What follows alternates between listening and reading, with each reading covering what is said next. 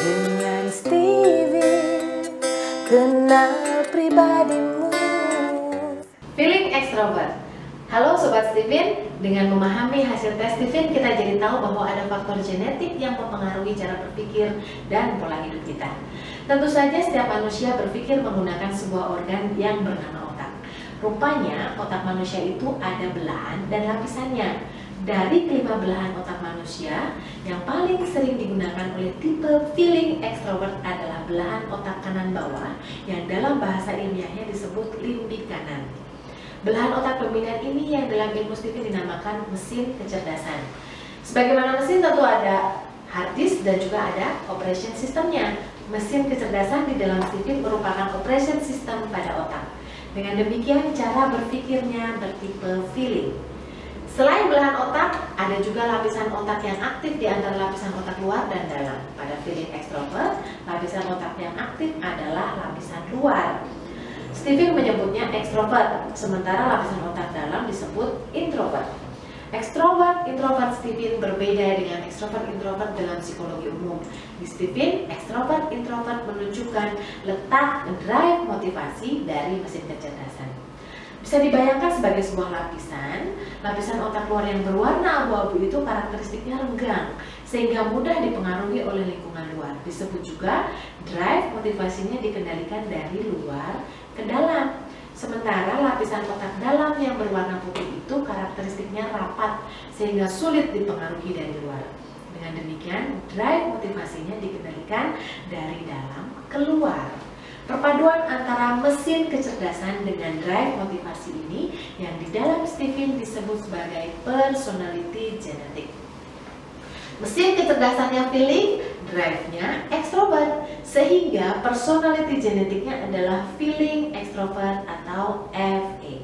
Memahami amanah berjenis feeling extrovert membuat kita bersyukur dengan dianugerahi paket lengkap berisi kekuatan dan kelemahan dengan tipe feeling extrovert. Agar rasa syukurnya makin besar, semestinya kita berfokus pada pengembangan kekuatan sehingga kelemahan-kelemahan akan tertutupi dengan sendirinya. Fokus, satu, hebat.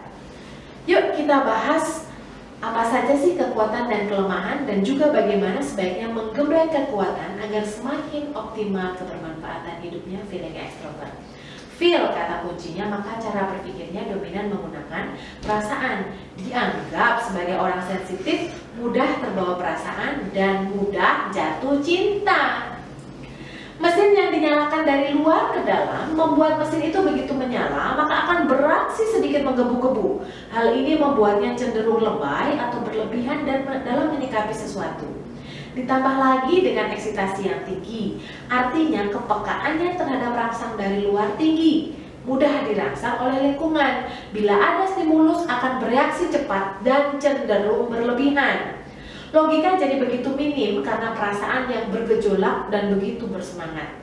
Rasanya semuanya harus segera terlaksana saat itu juga. Fokus pada hasil yang menyenangkan membuatnya terkesan mengharap hasil instan dalam setiap usahanya. Dengan demikian, bila lingkungan tak memberi semangat, dia akan jadi lunglai, malas gerak. Maka memerlukan lingkungan yang bisa membangkitkan mood untuk bersosialisasi dengan baik. Untuk itulah sangat perlu memperbanyak sahabat yang baik, menciptakan kader-kader hebat sehingga senantiasa menariknya untuk terus semangat. Secara fisik dia dianugerahi mesin atas yang besar yaitu jantung dan paru-paru besar. Dengan demikian, nafasnya panjang meski tak sepanjang milik feeling introvert. Nah, napas panjang ini memudahkannya menghirup banyak oksigen yang bisa dialirkan ke otak. Nafas panjang juga identik dengan tingkat kesabaran. Coba deh perhatikan orang yang marah. Pasti nafasnya tersengal-sengal dan pendek-pendek. Orang yang sabar ditandai dengan nafas yang panjang dan teratur. Kemampuan mengelola nafas ini sangat erat hubungannya dengan kematangan mental. Semakin baik dalam mengatur nafas, maka semakin baik pengelolaan emosinya. Salah satu hal yang menjadi tugas untuk menjadi lebih bermanfaat adalah kemampuannya memimpin diri sendiri. Terkadang kontrol dirinya lemah dan cenderung senang menyalahkan orang lain atau menyalahkan lingkungan di luar dirinya. Terkadang terlalu mudah terbawa oleh pengaruh lingkungan. cenderung tampak terlalu fleksibel dan kurang teguh pendirian. Ternyata ini adalah efek dari lapisan luar otak yang lebih aktif tadi yang disebut ekstrovert. Nah, begitupun dalam urusan cinta. Stok cintanya berlimpah, ingin diberikannya pada lingkungan sekitarnya. Ditambah dengan bawaan lebaynya, maka volume objek cinta menjadi penting baginya. Hal ini membuatnya tampak menjadi mata keranjang karena ingin mengungkapkan cinta pada banyak orang. Kalau lagunya nih kayak gini nih. Cintaku sedalam samudra, setinggi langit di angkasa, kepadamu. Cintaku sebesar dunia, seluas jagat raya ini, kepadamu, kepadamu, kepadamu. Jadi kepadamunya banyak gitu ya. Karena cintanya banyak, maka dia juga ingin sampaikan kepada banyak orang begitu. Baterai dirinya seolah ada di luar dirinya. Hal ini membuat moodnya terkadang fluktuatif, kadang baik, kadang buruk. Pada saat bad mood inilah merasa mudah panas, perasaan-perasaan negatif mudah muncul dan akhirnya tampak menyebalkan bagi orang lain. Padahal di sisi lain, ia begitu senang menjalin hubungan persahabatan dengan orang lain dan mudah mencintainya. Hubungan yang selama ini dijalin dengan baik terkadang rusak karena gangguan bad mood.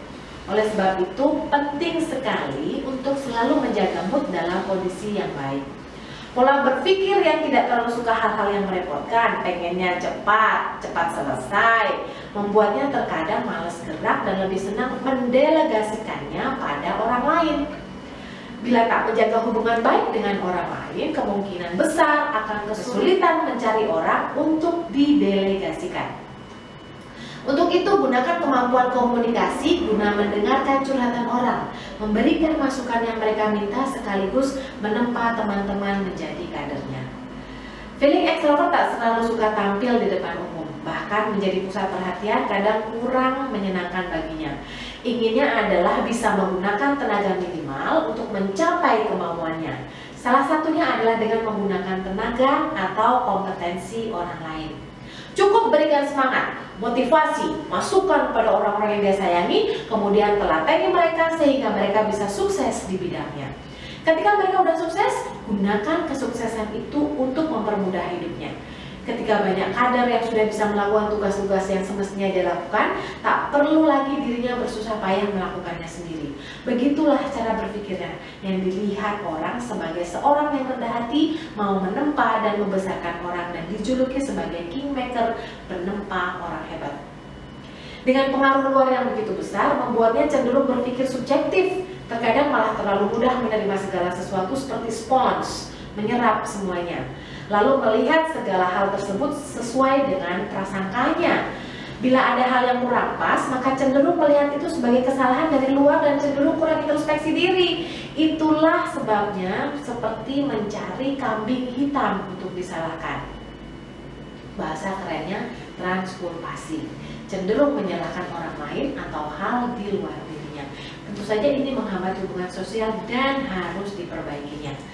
Dengan dianugerahi potensi terbaik dalam hal merasakan, anugerah pernapasan yang panjang, kemudahan untuk memimpin dan mencintai, semestinya sebagai bentuk syukur pada Allah, dia harus mengembleng dirinya, mampu memimpin dirinya sendiri sehingga tak mudah bad mood. Kesungguhan kebiasaan berdasar makanan yang harus dilakukan untuk menaikkan levelnya adalah menahan bad mood dan terus berprasangka baik. Feeling extrovert, tebarkan cintanya. Anda luar biasa, Steven, gue banget.